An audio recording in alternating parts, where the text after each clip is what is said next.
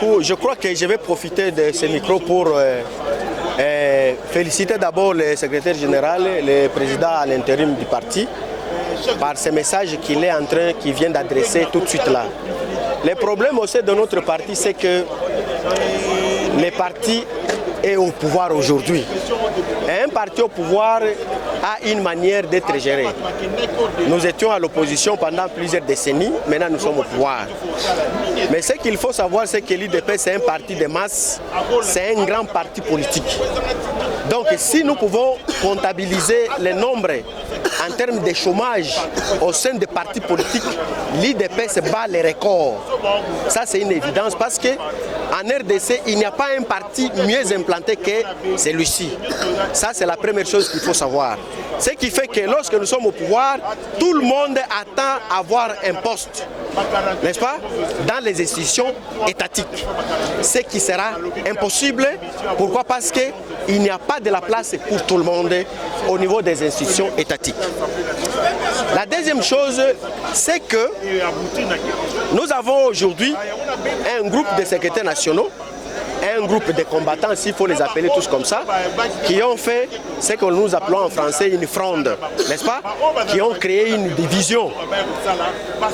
Le secrétaire général vient de les appeler tous au calme.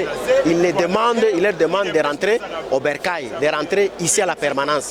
Parce que tous ces gens-là, la majorité d'entre eux est dans ce que le CG avait créé commission de la gestion des ambitions. La plupart des secrétaires nationaux et certains combattants qui sont partis sont dans cette commission-là.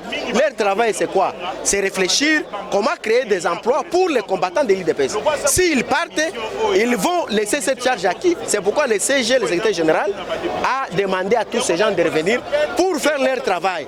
Ils ont accepté de faire ce travail, ils ont été nommés, ce travail a commencé, ce travail est presque au début parce que pour le deuxième mandat, nous ne sommes qu'au début.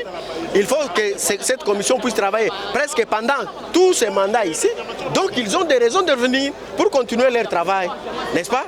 Donc même s'ils sont partis, le message du CG est très clair qu'ils doivent rentrer ici, ils doivent rentrer au parti pour continuer le travail qu'ils ont accepté de faire de façon responsable. C'est ça le message. Quant au message que moi je peux lancer, mon message à moi, c'est que nous sommes un parti de non-violence. Nous ne pouvons plus accepter qu'il y ait des bagarres entre nous. Dans chaque famille, dans chaque foyer, dans chaque ménage, dans chaque maison, il ne manque pas de problèmes. Mais la manière de gérer ces problèmes-là, c'est ça qui incombe, n'est-ce pas?